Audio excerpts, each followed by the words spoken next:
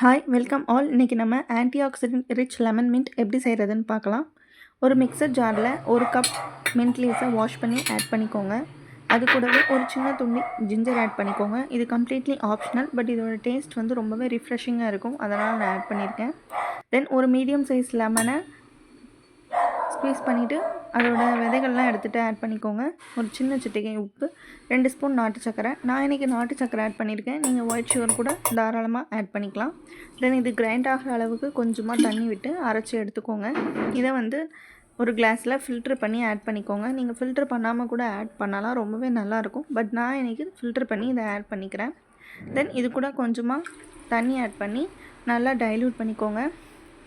இந்த ஒரு ஸ்டேஜில் நீங்கள் தேவையான ஐஸ் க்யூப்ஸ் கூட போட்டுக்கலாம், பட் நான் இன்றைக்கி போடலை.